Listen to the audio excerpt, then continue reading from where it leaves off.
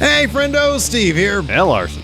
And welcome back to Going in Raw, the only pro wrestling podcast you need to be listening to right here at youtube.com/Steven Larson.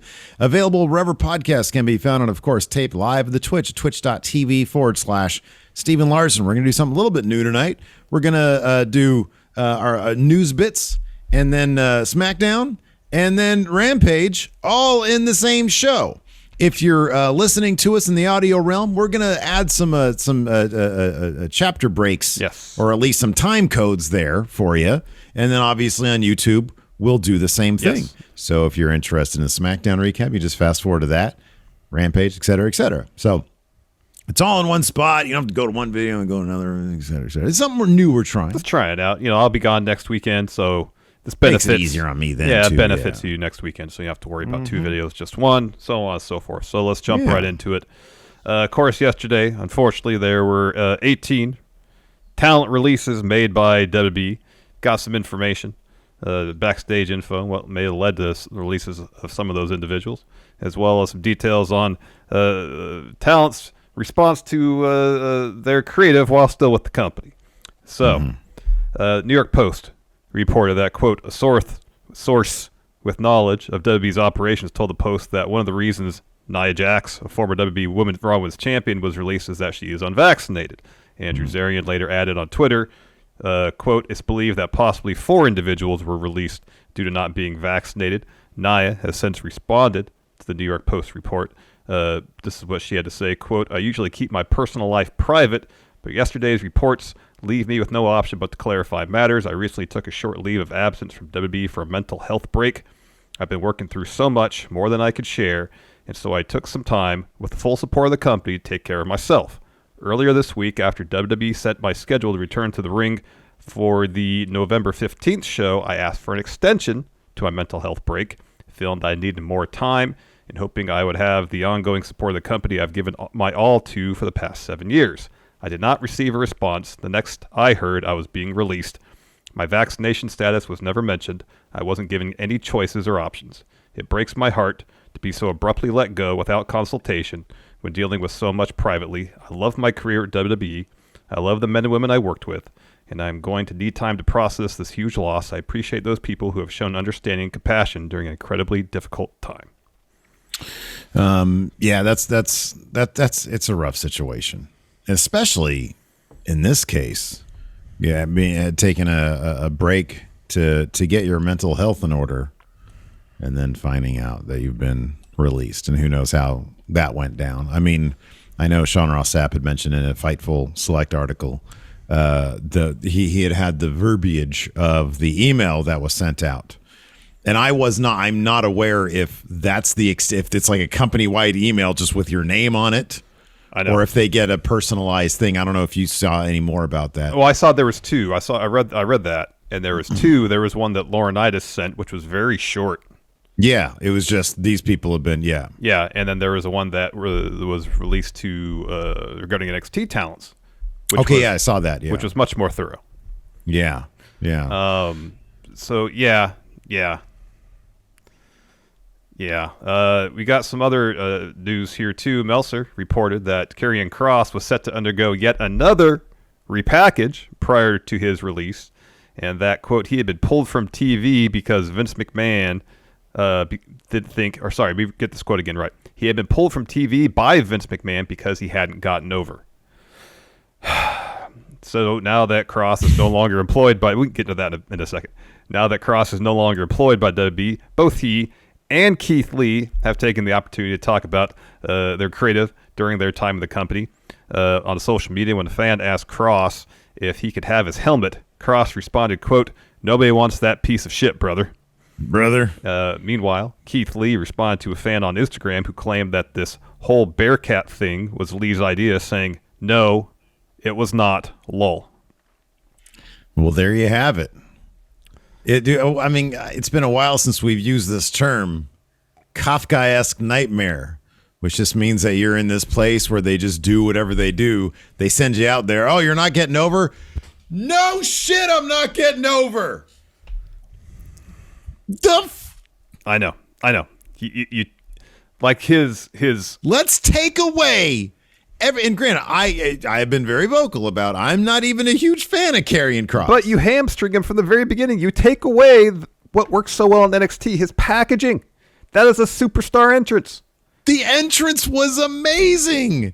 And he had a good look, and Scarlett looked like $1 million. Put him together, and who cares if they can't really wrestle? She could wrestle. Who cares? It's pro wrestling. You get around that. Goldberg's still showing up. He can barely move. I know. You put him out there with those great entrances, and then you see if the crowd responds. But you can't just throw him out there looking like a sack of shit and then thinking, oh, he's not over. No kidding. And not only that, you have him lose in under 2 minutes to Jeff Hardy in his first match. What do you think is going to happen? What do you think is going to happen in that situation? And then you think the solution is, let's put a helmet on him. Let's put a bucket on his head. What the fuck? That doesn't make any sense. It doesn't make any sense. It doesn't make any sense. And then, of course, the blame all goes on the performer, not on creative. Right. He's not getting over. Yeah, because you sent him out there with limp dick. He looked like an idiot. Yeah, he did. That was my rant. It's mind-boggling. It really is. It's hilarious in a horrific way. In a horrific way. It's so bizarre. The Bearcat thing not being Keith Lee's idea. See, here's the thing. I don't think every WWE idea is shit, by the way. I think some of the ideas are cool. I thought the throwback idea for Keith Lee, Bearcat, right? That was cool. I don't care about the dude's name necessarily, but the fact that you couldn't figure out Keith Lee, the fact that you couldn't see how over he was in NXT, he was the double champion there for like a couple weeks, and then you put him in limbo. He's the double champion. He should be going out there challenging the tribal chief for his call up. Whatever brand he's on, I guess Lashley. I guess he did kind of. But, man. But yeah, and I mean, the Bearcat thing wasn't his thing. Keith Lee works great he could either be, regardless if he's face or heel, you have him be Keith Lee. You know? Not the grunting dude that we saw. Exactly. I know. In his match against whoever he fought last time. Yeah, I don't remember. I know he's got such presence, such charisma. Yeah, I know. You know, and to have him go out there and then just, you know, not utilize what has worked for him for years. Mm-hmm. I just don't understand that mindset. Yeah, the crowd. Zondo here brings up the crowd response when he had the face off with Brock, and Brock was putting him over. He said, "Oh, you're a big dude. Look at this. I'm ready for this." You know? Yeah. He was really geeked out. Same with remember in the showdown, him and Roman at Survivor Series. Yeah, that was huge. Yes. Oh man, it was great. Oh man. Yeah, it's the one sort of sketchy territory. I don't know if this will ever actually be known. If I want it to be known, if I'm interested in knowing it, it's their personal business. If perception will change, if we find out who the releases are that were because they weren't vaxxed. I mean, that would be a problem for WWE if you're trying to go into arenas where the requirement is you got to be vaxxed. Then it's like, I guess people are making a decision. Do I want, if you're forced with a mandatory thing, you're going to walk out of your job because you don't want to do that? Okay, well, then it's kind of on you at that point. That's my own personal opinion. Yeah. If you can't go into the place to perform because they got mandatories there, my name's Paul, Yeah.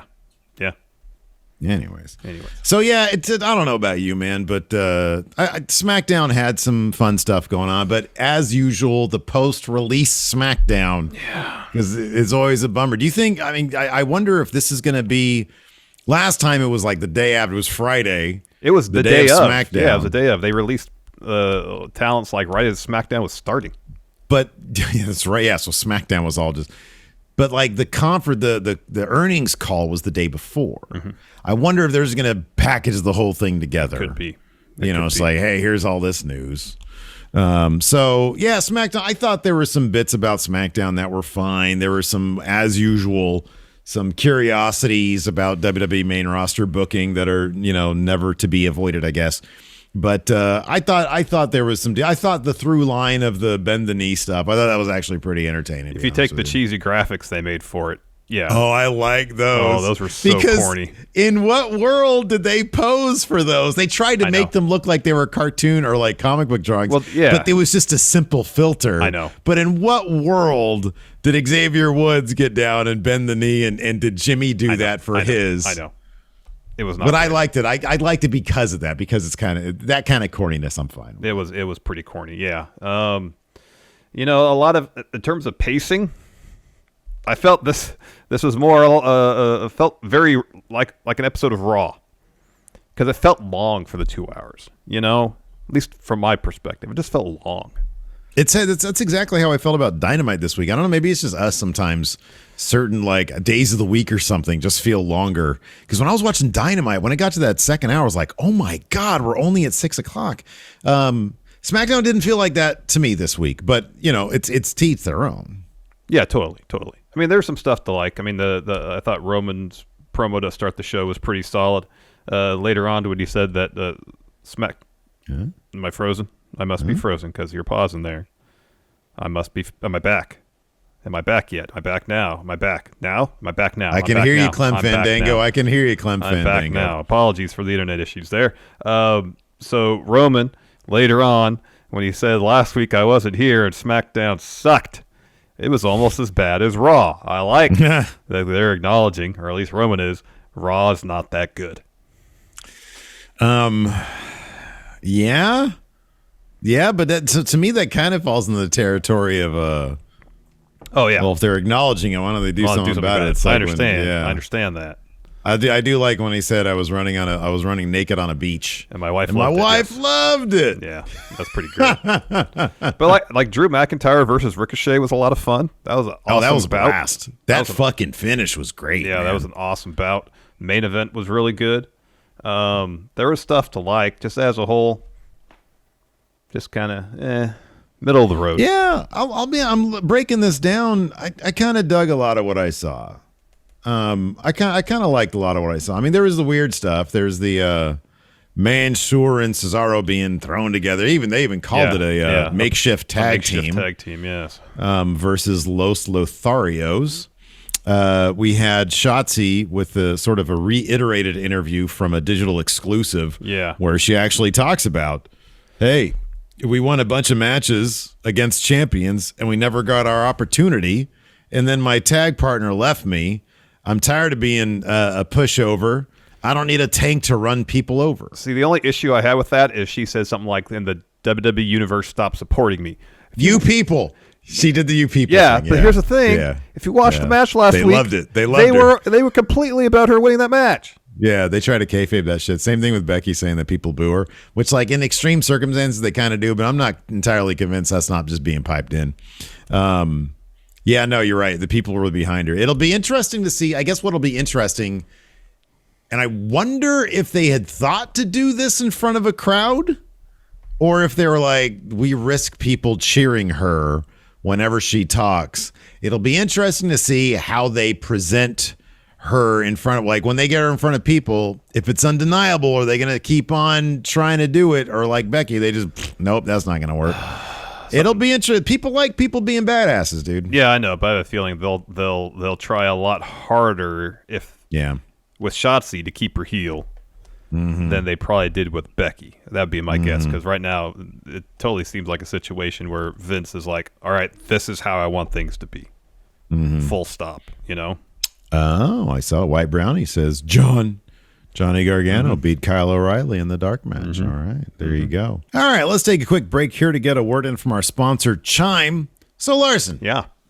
I'm sure you specifically know the feeling. It's the end of the month, and maybe you're a little tight on money, so you got to deal with the stress of your account balance running low, and then add on top of that the prospect of getting hit with that $33 overdraft fee if you happen to spend even just a little bit too much, like on a candy bar or something. It's really enough to make you pull the hair out of your head, right? Yeah, I've been there. I've definitely been there. Overdraft fees have gotten out of control, Steve. In 2019, traditional banks took in $11 billion in overdraft fees, but we're here to tell you that Chime does things differently.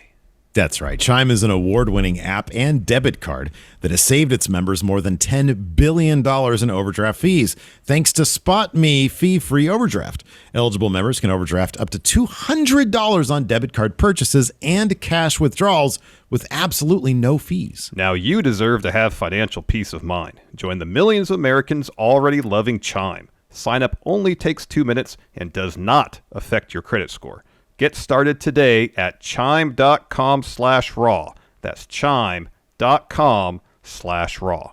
Banking services provided by and debit card issued by the Bancorp Bank or Stride Bank N.A. Members FDIC. Spot Me eligibility requirements apply. Overdraft fees only apply to debit card purchases and cash withdrawals. Limits start at $20 and may be increased up to $200 by Chime. Chime member overdraft fee savings based on eligible members' use of Spot Me versus $33 average overdraft fee. Overdraft fee data based on bank rate, checking account survey, and CRL June 2020 overdraft fees report. Before we get back to the show, let's get a word from our sponsor, Paint Your Life. So, Steve, I got to get it off the wall. Get it off the wall. Let the people see it. Let the people see it. Oh, my gosh. You know, wow. Let me get me in there, too. I really can't put into words how excited I am about this portrait of us. And it's Sid really great. That we got from Paint Your Life. It brings back such great memories of our time together in the office, even before that when we were working at your house. And have to remind you that Sid was never at our office or at my house, unfortunately. I mean, maybe we remember things differently, but that's okay. But I love this thing. I'm happy to have it on my wall behind me. It's great. I love it.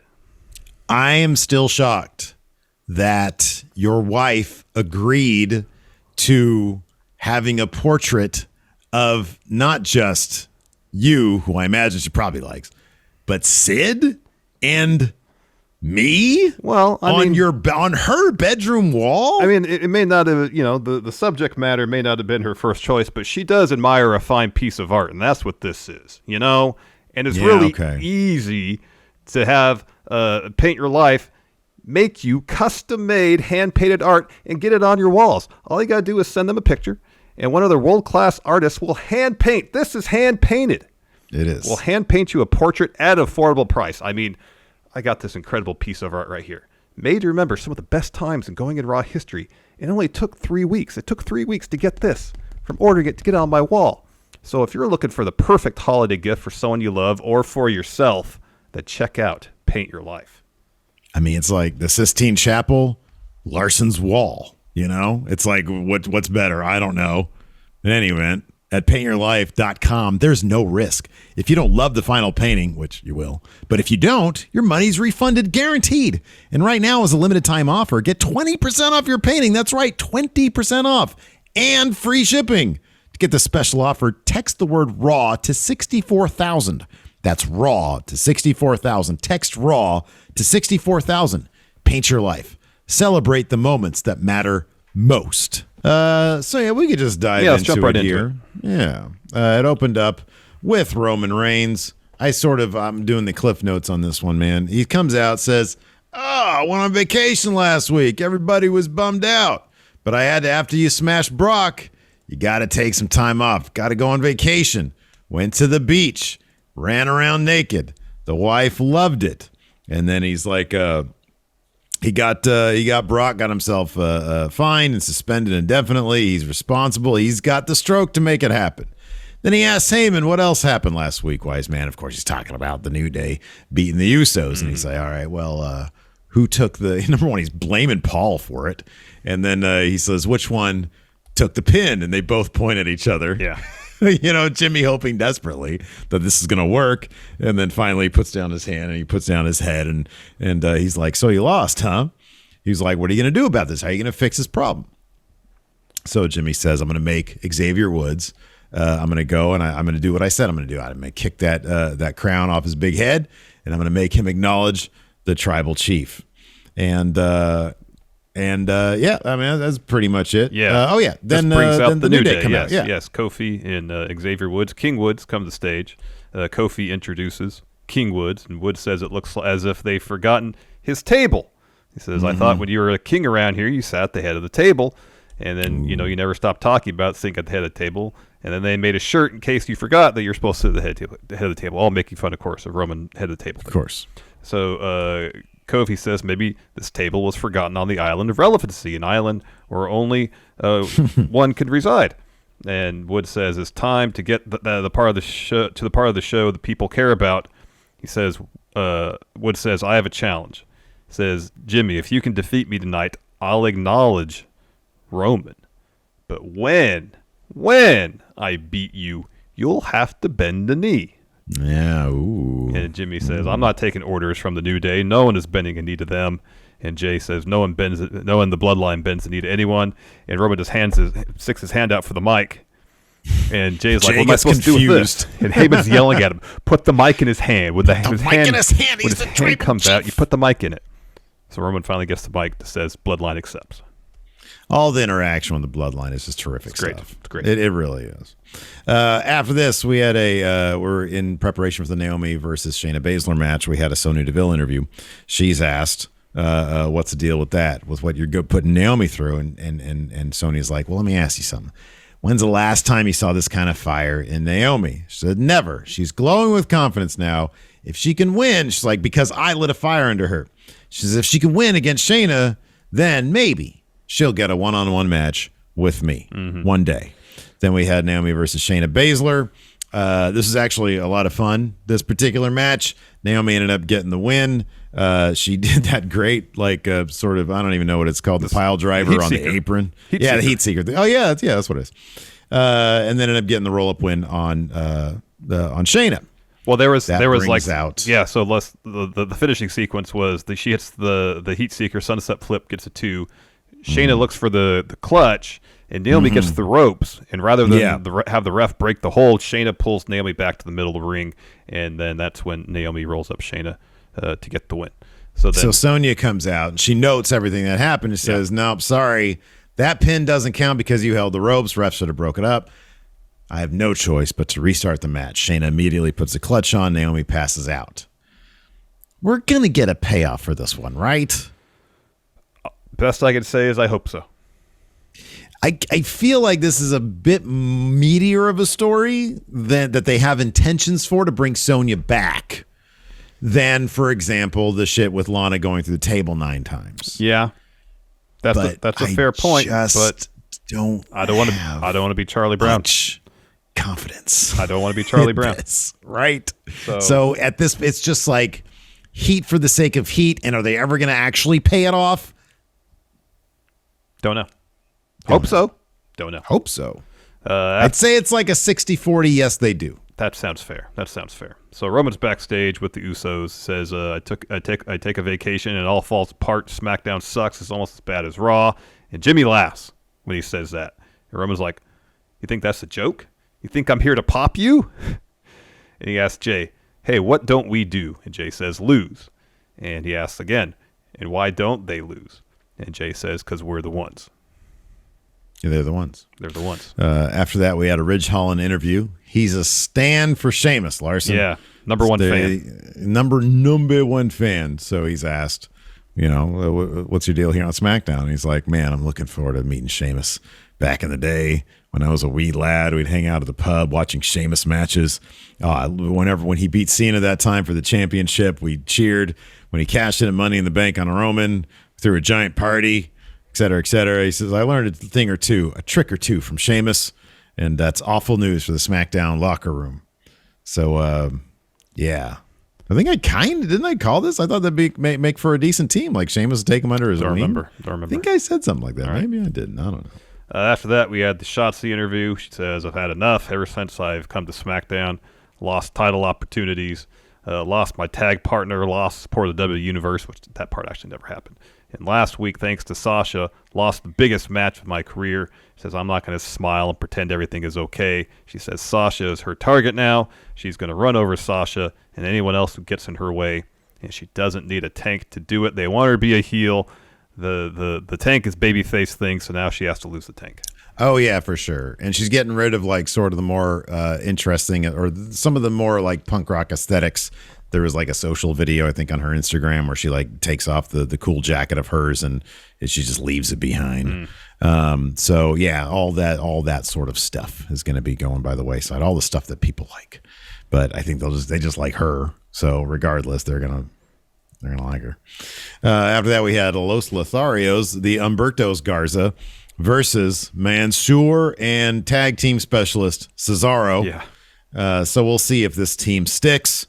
They didn't have what it takes to beat Los Lotharios. I really like Los Lotharios. It's a bit of a task to say Los Lotharios, so I refer to him as Humbertos Garza because that's easier and more funny to me.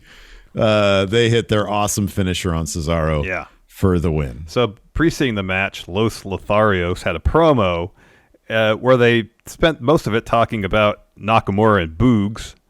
Yeah. Talking crap about them. And this pretty much said, hey, they won't show their faces again around here after last week and after this week. Neither will Cesaro and Mansoor. And then, yes, they end up getting the win, pinning Cesaro after their finisher. Correct. After that, this was interesting. So Jeff Hardy was backstage talking to maybe potential work wife, Aaliyah. You know, it's always good to have a nice plutonic work wife to chat with at work. Talking about riding horses, though. Right. You know, horses put him on the board. Jeff Hardy has never rode a horse. That's interesting. Learned something new about Jeff Hardy today. He's got a big ass. I mean, I guess he just has the dirt bike thing. Oh, that's right. He's got that. So that's not horses on his ranch. So anyways, Kayla walks in hoping to get an exclusive interview from Jeff Hardy. And Aaliyah's like, you guys go ahead and do this interview. And Jeff's like, done enough of these. So he goes and he follows Aaliyah because he's like, oh crap, she's talking to Sami Zayn. He's trying to scoop the work wife. He needs his plutonic friend to chat with at work. And so he goes over there and he's trying to, as the elder statesman of SmackDown, telling her, hey kid, I'll give you some advice. Appearances around here are everything. Also, it's very important to be under 25 if you're a woman, apparently. Gosh. And he says, let me suggest you, which I'm not making that up, apparently. He suggests she wears a pantsuit. And then Sammy leaves. That conversation seemed inappropriate. He leaves, and then she asks Jeff Hardy if he's always like that. And he says, yeah, welcome to SmackDown, kid. Then we had Drew McIntyre with apparently his weekly open challenge. He's like, let's talk less. Claymore, who wants to fight? Ricochet comes out and says, Drew, I've known you for a long time. However, you're playing with fire here. I say that because if you keep coming out here issuing open challenges, one of these days someone's going to step in the ring, won't care at all about all your pec flexing and catchphrases, and smack you in the mouth. And guess what Ricochet does? He smacks him in the mouth. He's that individual that smacks him in the mouth. It's a good thing he didn't say, I didn't come here to talk. Yeah. So the match begins. Mustafa Ali is watching backstage. It's a quick little interview with him. He says, I'm interested in this match. He and Ricochet have a lot in common. So a really fun match. It wasn't terribly long, but they got all their shit in, and it was fun. That finish was great. Yeah, so the moonsault Claymore was fantastic. Ricochet hits a pair of super kicks, goes up for a moonsault. Drew hits it with a Claymore midair. It was fantastic. Drew gets the win. Yeah, that was great. After that, we had a New Day interview.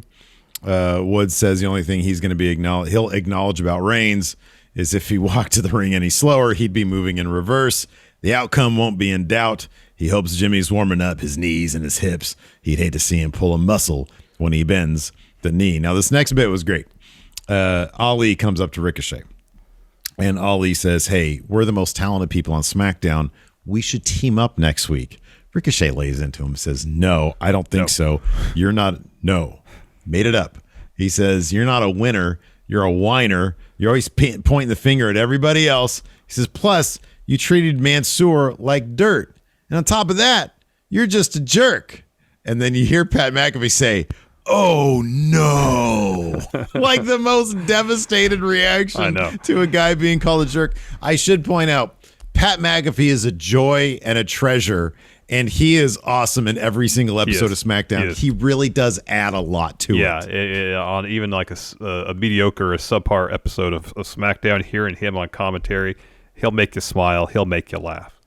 He says, "You're just a jerk." Oh, yeah, no. Tons of fun. He had several good lines tonight.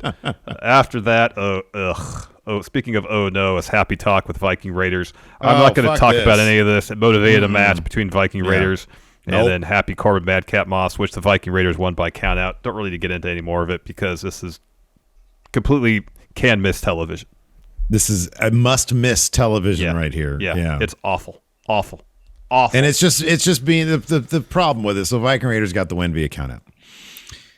The problem is, in the end, the payoff here is going to be Happy Corbin and Madcap Moss getting over on Viking Raiders. It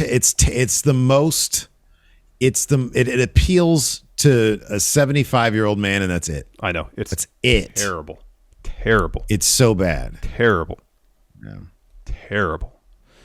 After that, we have Hit Row backstage. They walk up to Sammy. Sammy says, your entrance a couple weeks ago, it was flat. In fact, it sucked. He says, I'm only saying that because you all have potential to be top stars on SmackDown. In particular, he says, Top Dollar, you could be a pillar. It just takes a bit of work. And Top Dollar asks Sammy, hey, can you show us how to do that? And Sammy says, sure, be ready to take notes. And he starts walking towards the entrance. And Hit Row, they're already starting to kind of laugh about what's about to happen. Yeah, so Sammy makes his entrance, and he's just being an absolute dancing fool out there. And he claims that's how you make an entrance. That's what's called having a presence. He says, let's see here. Yeah. He says, being in the presence, those are qualities you need to be a superstar in his locker room. He knows Hit Row can have all those qualities under his leadership, and then he introduces them. They come out to the stage. Of course, they removed B-Fab's bit from their entrance, which I guess is what they're going to do. And then they encourage Sammy when he dances, then say Sammy's sleeping on him. Swerve says Sammy must be insane to think he can run them. They couldn't run their bathwater, so they kind of swerve Sammy. They just start talking shit to him. Yeah. And Top Dollar declares to the crowd that Sammy sucks. The crowd starts chanting it. Sammy tries to leave. Swerve steps in his path. And then Ashanti does. Sammy says, hey, guys, I wasn't here for a fight. I'm trying to help. And then Hit Row let him go. And then he's like, I'm not going to forget this. I know B-Fab's gone, and that sucks. This is how Hit Row really should be treated, though, creatively, as opposed to what we saw last week, where they were just backstage randomly. They started, just singing Xavier Woods' name. I kind of like this, Yeah, it was an improvement over last week. It was an improvement. It was, which is not saying much, but yeah. Next, we have the Usos backstage. They're getting themselves hyped up for Jimmy's match. And then Jimmy asks, hey, Roman, you coming with us? And Roman just kind of looks at him and says, how many of your problems do I need to fix? Oof. Jimmy ouch. has no response. He just leaves. Mm-hmm. Yeah. And then our main event was next. Xavier Woods versus Jimmy Uso. Steve, you'll have to fill me in the finish because my computer was acting funny. I tried to do a quick restart so I can make it back to the end of the match. That didn't work. So Xavier Woods has his own theme now. Yes, he has his own theme, which is awesome. Something he's always wanted. It's great. Yeah. But walk me through the finish of this match. Xavier Woods won. And then as Jimmy was about to bend the knee. I caught all that. I wanted to see how he actually won. Okay. Oh, yeah, I don't know. He won. I was setting up for the stream. I was like, that was just going to play out. I was sort of watching the background. I was like, he won. Okay, cool. He won. He won. You got to roll. You got to roll with him. If I say something like that, you got to know I don't know what happened. Okay. We got to cover for each other, buddy. Spectre J here has it in the chat. Says a roll up. Roll up. Very well. Awesome. I'm going off your notes here, man. Let's see. Let's see if I even wrote it down on my notes. Maybe I did. So yeah, Woods wins. No, I didn't write any notes for the main event. All right. Xavier won. So Woods wins, and then Jimmy is kind of bending a knee, but also trying to get out of it. And the ref says, "No, you got to do it." And right as he's about to, Roman sneaks in. Superman punches Woods from behind. Usos lay out Kofi. Woods kind of takes the fight to Reigns for a moment. Ultimately, though, he gets super kicked by the Usos. Roman spears Kofi, and then Jimmy picks up Kofi. Jay picks up Kofi. Jimmy kicks him in the back of the knee, and then follows with a splash on his leg while Roman makes Kofi watch. Yeah. So this is all the build to Survivor Series stuff. Do you think they're going to? I mean, I know they already did Bloodline versus a New Day. Do you think they're going to go that 6-man tag again at Survivor Series? Given that, I mean, I know everybody has been. Look, number one, no match has been announced, but Becky has said, I'll see one of you at Survivor Series. So it's obvious they're doing title versus, or they're, for the most part, seemingly doing title versus title. Are they, who's it's Riddle and Orton over on Raw. Against the Usos, yeah. It's not like they're setting that up, though. It's not like they're really getting I mean, in all fairness, they're really not role. setting up much of anything outside of maybe New Day versus Bloodline. What's the episode, or what's the Raw coming up that the Bloodline's supposed to be on? That's after Survivor Series. It's after Survivor Series? Okay. I mean, it seems like it's going to be a Bloodline thing, but who knows? I don't know. I mean, they're still setting up AJ and Amos versus Riddle and Orton. They're still doing that. Yeah. So maybe it'll just be sort of some of them will be title versus title. Some of them won't be. I don't know. Who knows? Yeah. I wonder if they even know at this point. Probably not. I do know there was a Rampage on tonight, and you want to know how to build heat for a feud in 1 week? Watch this CM Punk Eddie Kingston face-to-face. Wow. Never thought. We've had that question before. Could anybody give CM Punk cry face? We saw it tonight, man. Or at least as close as we're ever going to get. I felt like Eddie laid off the gas. I think he did. I think when he got on his face and said, I got news for you. Nobody in that locker room wants you to be here, but they're too afraid to say it. Punk's face, he barely had that smirk going. I know. That looked like his eyes looked devastated. It was awesome. It was great. It was Eddie. I never thought. I was like, I'm looking forward to this. If this feud was strictly who won on the mic, Eddie won, and it wasn't even close. Yeah. Because all Punk could muster. So the gist of it was Eddie said, back in the day, 15 years ago, Ring of Honor, all you guys were very judgmental of me because of the way I looked. I like to eat a little bit. Hey, Eddie, I relate, pal. Punk says the only reason I and everybody else there was judgmental is because we saw the potential in you and you didn't live up to it.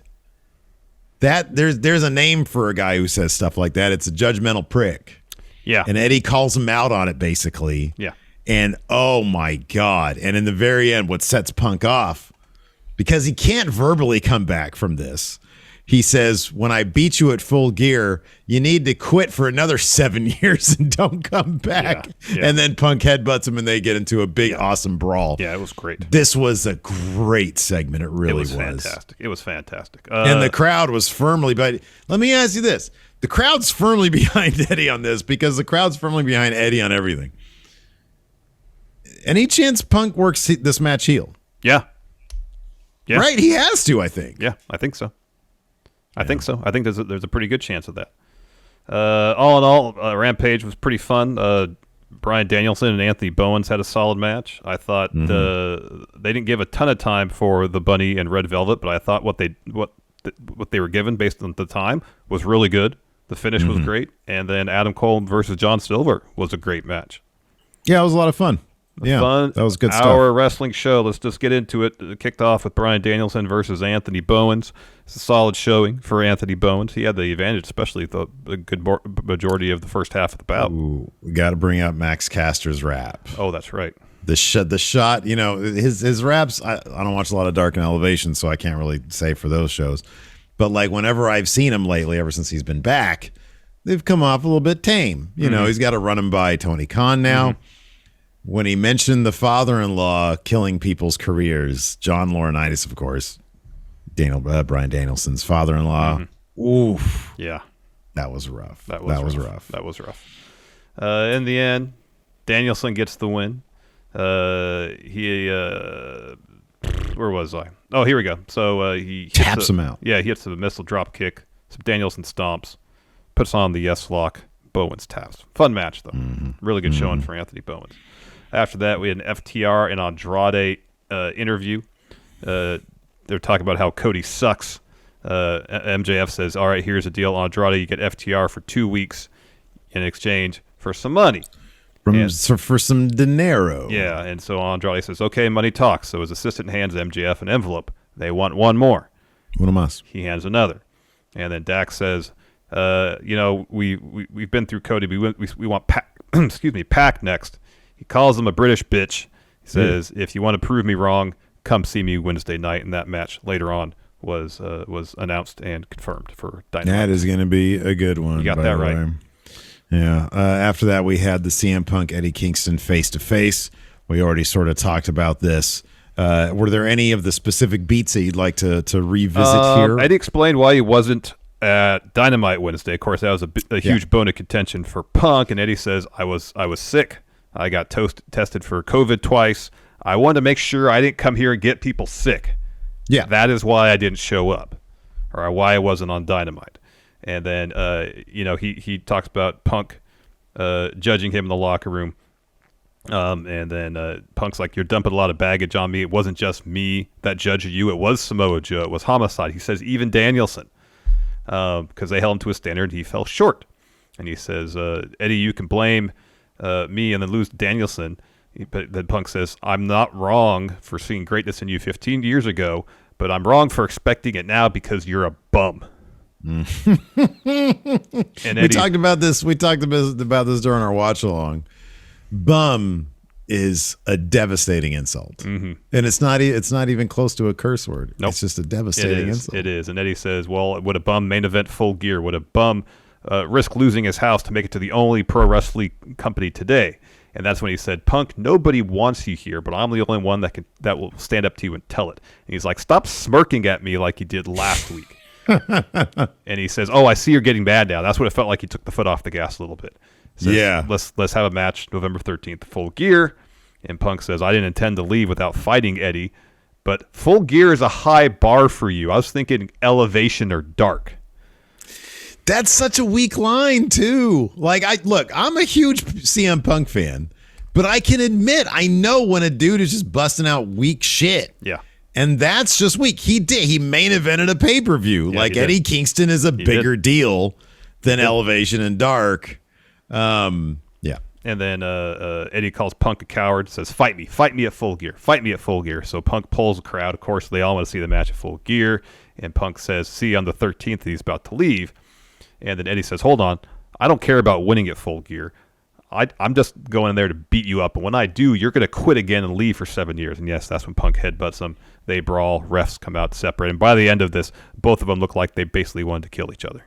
Mm-hmm. It was really well done. It was really well done. Really well done, yeah. Then we had a Christian Jurassic Express interview.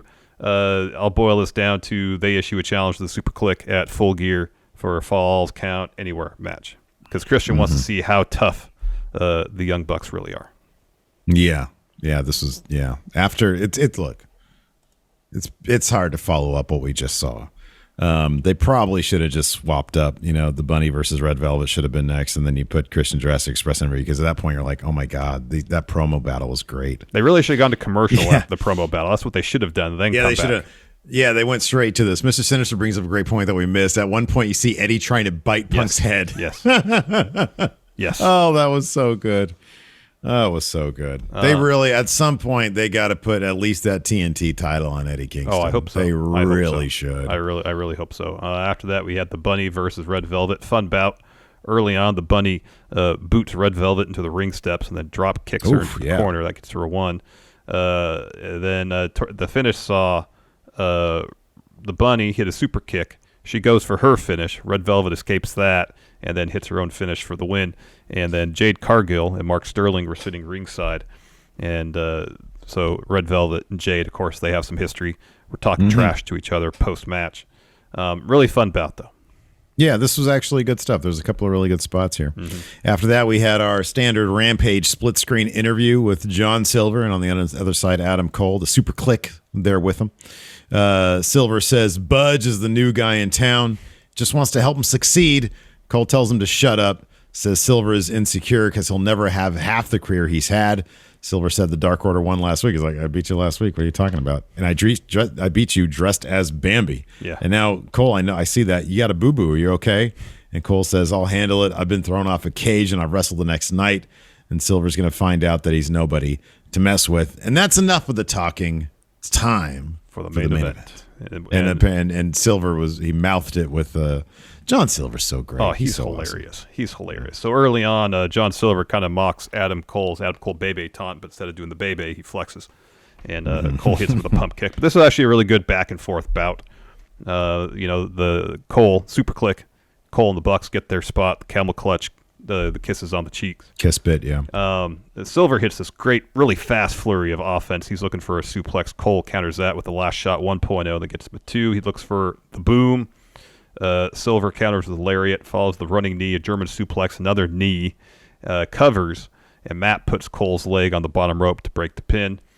Dark Order run down, confront the Young Bucks, and Cole is looking for a low blow on Silver. Silver catches it, kicks Adam Cole, I believe, in the front area, hits a Liger bomb, that gets a 2 count, and then he puts Cole on the top rope. Cole fights him off. He's looking for Panama Sunrise. Instead, Silver reverses that and kind of like into an Alabama slam to the corner.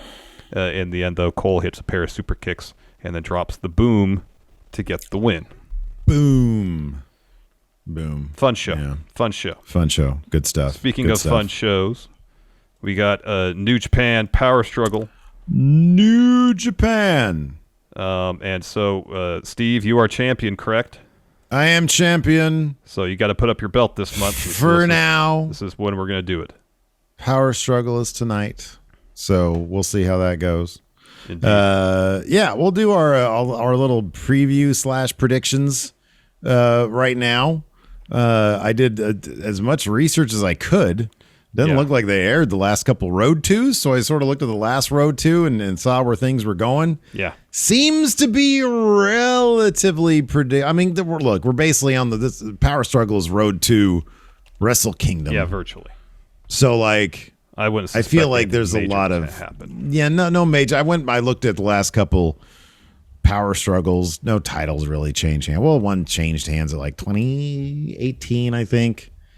Did they do a Power Struggle last year? Yeah, last November. That's when right? Jay White beat Ibushi for his contract. Oh yeah, that was a thing. That was totally a thing. That was last year. Yeah. Anyways, let's kick things off. Got a tag match, open things up. Fujita and I'm sorry, I don't know how to pronounce this name. Like, probably Oiwa. Oiwa, I think. Maybe versus Doki and Kanemaru. Steve, who do you have? We really need to bring Karen out for one of these preview shows. And then next time I'll reach out to Karen and bring her on. Great idea. I'm assuming Fujita and Oiwa, they're young boys, right? I believe so. Yeah, not them. They're not going to win this. I've got 6 confidence points on not the young boys. Okay, I agree with you. Team Suzuki-gun gets the win, 6 confidence points. Enforcers picking the Young Lions, 1 confidence point. Next, we got Tiger Mask, Hanma, and Makabe taking on a Bullet Club team of Gato, Jado, and Tongaloa. Enforcers got Tiger Mask and friends at 2 confidence points. I have Tiger Mask and friends, 1 confidence point. Who's your pick and how many points, Steve? I've got the team that's most likely to have a garrote come into play, the Bullet Clubs, with 1 point. Next, we got Master Wado, Taguchi, and Yuji Nagata taking on Team LIJ, Bushi, Sonata, and Hiromu Takahashi. Who do you got, Steve? I got Los Ingobernables de Japón with 4 confidence points. Copy and paste. Same Boom, here. Boom, budge. And then Enforcer has got Master Wado and friends, 4 confidence points. Wow, all right. Ooh, Manic Enforcer. Yeah, next. Another tag match. This is for the never open-weight tag titles. You got Yoshihashi, Hiroki Goto, and Tomohiro Ishii taking on Bullet Club team of Evil, Sho, and the Tokyo Pimp, Yujiro Takahashi. Enforcer's got Team Bullet Club, 5 confidence points. I got Team Bullet Club, 5 confidence points. Wow. Who do you got, Steve? I got Team Chaos with 2. I'm not very confident on this, but and I don't like going against a team with Evil and Sho against a team with, I don't know, Ishii, Goto. The Bullet Club on the Road 2s were just destroying these guys, and they had their hands all over the titles. The Never Tag titles change hands a lot, 50% of the time. Yeah, like I think it's like last I checked, which was a while ago, it was a 48% odds of them losing the titles. That being said, the go home Road 2 for this seems like Chaos is going to retain, with the Tokyo Pimp being the obvious guy to eat the pin here, but at the same time, they might want to put some titles on Evil and Show. I know. So, and speaking of the garrote, you got to remember, you always got to count for Dick Togo. That's totally true. Dick Togo might make his presence known. Exactly. But I got Chaos with 2 confidence. Very well, very well. That could be a swing there. Next, might all swing on that match. Next, King of Pro Wrestling Provisional Trophy match. We got Yano versus the Great Okan. I got Yano with 3. What about you, Steve? Yano with 3. Enforcer's got Great Okan with 3. Next, wow. Junior Heavyweight Tag Title. Robbie Eagles, champion, defending against El Desperado. Enforcer has all his confidence on Robbie Eagles. I have a lot of confidence for Robbie Eagles, 7 to be exact. What say you, Steve? I got, he's a double champion right now. He won off of Suzuki-gun, the junior tag titles. That's right. I think he's going to keep on being double champion. Robbie Eagles with 5 confidence points. 5 confidence points. All right, all right. Here we go for the U.S. title. Go Ace. Hiroshi Tanahashi. He's the champion. Go Ace. Go Ace. Versus Kenta. Who do you got here, Steve? I got Tanahashi with 7 confidence points. Wow, 7. Yeah. Oh, yeah. I got Tanahashi with 2. Okay. All right. All right. I feel like I probably not a lot of confidence. I feel like I probably should put more. Kenta was murdering him the entire way and had his hands all over that title. Enforcer's got Kenta with 7. Next, Okada versus Tama Tonga. Okada, I believe, is putting up. He doesn't have the G1 contract. He has the old heavyweight title now. Is he moosing that thing? Is he putting that? Is that on the line? I don't know if he's putting on the line. I don't recall, but he said, "I don't want the briefcase. I want that title, the old title." I mean, I got one. You can get them off eBay. Yeah, I'm sure they have. I'm sure they have the one that he had. Yeah. Well, he probably has the one that he had. I'm sure he has one. Anyways, I got Okada with 9. Enforcer's got Okada with 8. What do you got, Steve? I love that you're giving Zack Sabre Jr. a shot. Yeah, I got Okada with 8. Well, I'm not giving Zack Sabre Jr. that much of a shot because that's our main event. Not all the confidence. Shingo defending the title against Zack Sabre Jr. I have Shingo with 8. Shingo with 9. And Enforcer, another manic pick, Zack Sabre Jr. with 6. What? Did he do this randomly? What an awesome universe mode he's playing over here. That's great. Kenta as U.S. champion and Zack Sabre Jr. as heavyweight champion. Those are just a couple of great champs. That's an awesome lineup right there. Yeah. I love it. I think it's great. Go sub to the Enforcers YouTube channel, everybody. Absolutely. YouTube.com/81S Bradley. I think he might have changed it to Enforcer at this point. Anyways, good stuff. Let's go ahead and answer some questions here. We got some. I know we got some questions here in the chat. Let me go ahead and take a look. See if anybody loaded up any. YouTubian says, should Miro lose to Danielson at Full Gear to further the story that God is toying with him as punishment? You could make that case. I think that would be a terrific story. I really do. I think an even more, enraged Miro would be a good thing. Yeah. Yeah. Sure. Or, I mean, you could also say he beats Danielson and gets on the precipice of being champion again, only to have it taken away from him, and that could drive him further over the edge, too. So. Yeah, that's a good point. Alex Foster says, who would the tribal chief have more faith in, Steve or Larson? Also, would you guys stand up for each other if Roman got in the other's face? No. God, no. He's terrifying. He's terrifying. As far as who he'd have more faith in? I'm a bit of a klutz. So, probably I don't know. Looking at me, I don't know why he'd have any faith in me whatsoever. I don't feel like he'd have. I know he wouldn't have much faith in me. I feel you're better at bullshitting your way into thinking people think that you're confident. Or I'm sorry, that you're competent. I feel like you have a better stone face than I do, a better poker face. So he probably wouldn't see through the veneer of, that you're a dullard. Yeah. It'd be more difficult for him to suss that out. I've got the face of a dullard. You have the face of a professor, even though deep down in that brain, dullard. You are pure dullard. Yeah, complete and total. He takes one look at me, and maybe if he sussed out that you're in fact dullard, he'd lose even more faith in you because he'd be like, oh, I thought you were something. Whereas he looks at me, he sees that I'm pure clown. Yeah. From the get-go. All good points. All good points. I think he'd have more faith in me to just be what I am, a clown. So I think initially maybe more faith in me once I disappoint him on a regular basis. Then at least it's like, well, with Steve, at least I know what I'm getting. Right. Yes. All right. Fair enough. Correct. Joe Juarez, do you think that we'll get some AEW guys come in for the 3-day Wrestle Kingdom, or is that too soon for Japan? I don't know the status of their travel restrictions. Currently, it's still a 14-day quarantine once you arrive. If that's still the case, I don't know if, given AEW storylines, if they'd be able to, creatively afford to send wrestlers to not be on TV for 2 weeks. Don't know. 2023's Wrestle Kingdom is going to be. I think you're going to see it then. I think that's going to be more interesting then. I think we might see something entirely possible. Tara Riza says just left Rampage in St. Louis. Silver and Cole put on a banger. Crowd was so hype. It was a really fun match. Cool. Blake Whitehouse. I got to help with the load in and assemble the Titantron earlier today. That's neat. He says, cool. Other than creative, what's one behind the scenes thing you'd like to learn more about? Can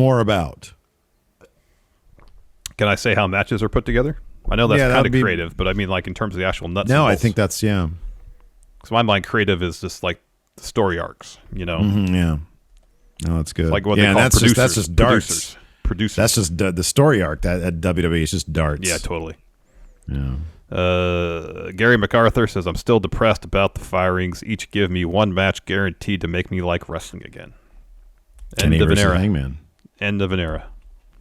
Oh, you're going old school. Yeah, I think that's a match coming up. I think that's what Gary means. One match guaranteed to make me like wrestling again. Punk versus Kingston. Oh, wait, no. It hasn't happened yet. It's going to happen. It's in the future. Punk versus Joe. Okay. From Ring of Honor. Yeah. Fruit de Loop. Suppose something crazy happens. Vince is kicked out of the WWE. Tony Khan is kicked from AEW. Somebody else runs, Dixie Carter, whoever runs or is in charge of booking Impact, is out. Dixie Carter's not in. What the hell? Yeah, she has been with Impact. It'd be Scott D'Amore. Yeah, it'd be Scott D'Amore. And Gato's at it. So everybody's out at all their promotions. All right. And everyone in charge of running the shows and booking matches, okay, they're all gone. With all those people now free agents, they're free to go to another promotion. Where would you want to see them go? Oh, wow. I'd want to see Scott D'Amore in AEW. I'd actually love to see that now anyways. I want to see Vince run Impact. That'd be great. That'd be awesome. Who'd be the top guy?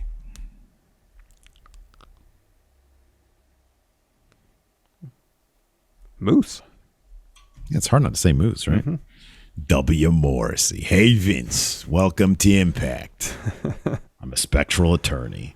Vince McMahon's intern, Tyrone Hamilton, says, at the end of SmackDown, I was waiting for 5 minutes for Big E to come out and help his brothers, but nothing happened. Have WWE forgotten about Survivor Series? No, I suspect they're going to do something on Raw with that. Yeah, I would imagine. You'd think. Hope. You would hope. Wolfpack for life. Can Ricochet pull off being a heel, and what kind of heel would he be? This is a question we didn't ask of each other. Ali Ricochet. Mm-hmm. Are they going to turn into a team? No. Ricochet, Ricochet showed zero interest. I believe it'll probably just reignite the feud they had on Main Event. I thought Ricochet was good on the mic today. I thought that he was much better on the mic than he usually is because he had that edge going. Mm-hmm. I think that he is one of the guys that they need to dial up to say, look, dial it all the way up. Like he needs to be, I don't know. You know what I was Jamie Foxx's character in Any Given Sunday. You know that great music video they did when he turned, he had like a rap song? That's what they need to make Ricochet. That would be awesome. That could be See fun. if he can do that. You got to dial it all the way up to get anything out of that guy, I would think. Yeah. Yeah. Anyways, that's going to do it. Twitch chat, stick around. We'll hang out for a little bit. Hopefully everybody has a good weekend. Yes. And until next time, we'll talk to you later. Goodbye.